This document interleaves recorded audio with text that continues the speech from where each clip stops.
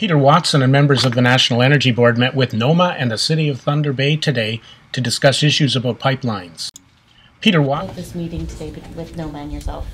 It's part of our national engagement initiative where we've been traveling across the country for the last 6 months, just meeting with municipalities, meeting with First Nation leaders, meeting with first responders and environmental groups, talking about pipeline safety, talking about the work of the National Energy Board and what we can do to improve our oversight of pipeline safety. Whose idea was these talks? What was the impetus for them? Actually, it was one of the things I noticed when I came on as the new chair and CEO of the National Energy Board. I walked into a very capable and competent organization, but I felt we could be better connected and better do more in terms of engagement with communities that our infrastructure is already in right across the country today.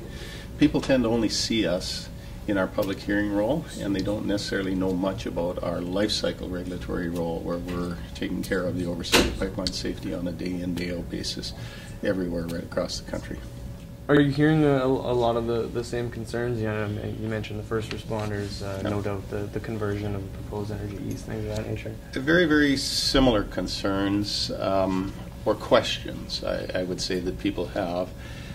They really want more information to know about how are we protecting water resources in particular. They want to understand how does the board do that, how do the pipeline companies do that. They want to understand how we protect the lands that they value in different communities across the country. And lots of times I get asked the question about, will the system be good enough in the event of a major incident? How comprehensive is your emergency preparedness and response? So we talk a lot about preparation and planning for potential incidents, and the nature of the capacity of emergency response systems in different parts of the country. So those are the things that are top of mind for people. Those are all things that we pay attention to every day at the National Energy Board, and part of our work is just to continue to improve those things over time, day in and day out. And we hear a lot of Mr. Hebert asked about training for first responders in this area, but also not a unique situation, but we're rather isolated out here in a lot of the areas.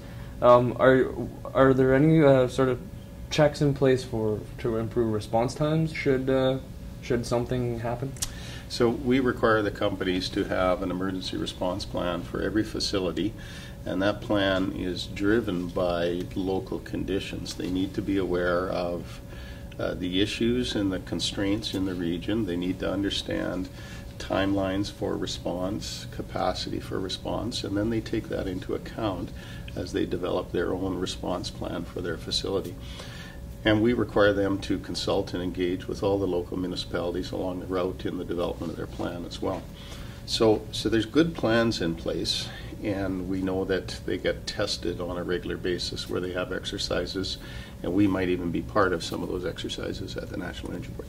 At the same time, I also think the National Energy Board has to be aware of and understand the broader system and network at play for emergency response in a region and in a province.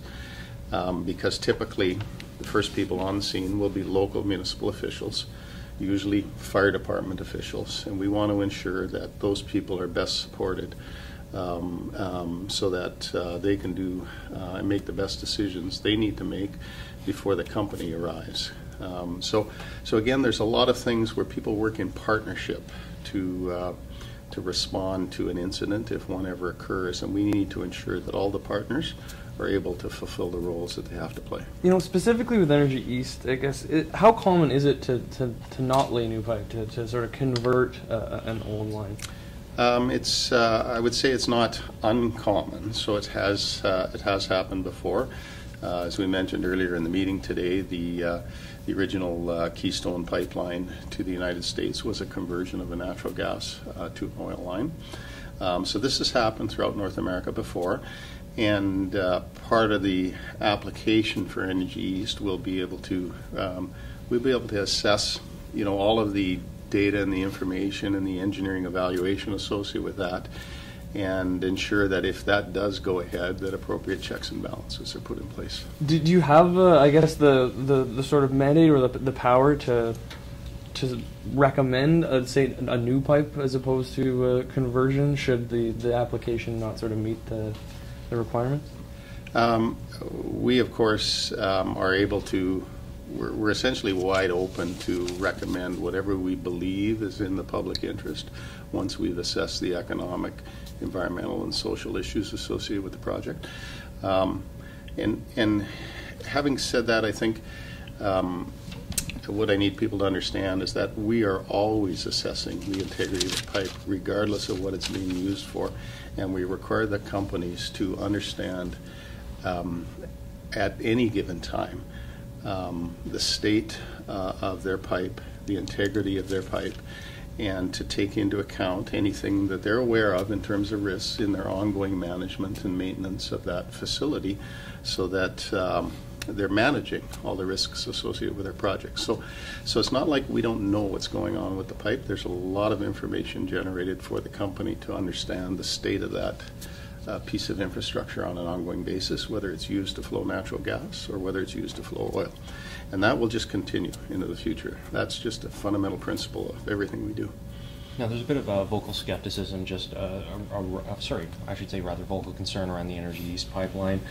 I mean, what else is the NEB doing to sort of educate people about the safeguards that are going to be in place? Well, part of what we're wanting to help people understand, again, is we're not just the organization that shows up and conducts a public hearing.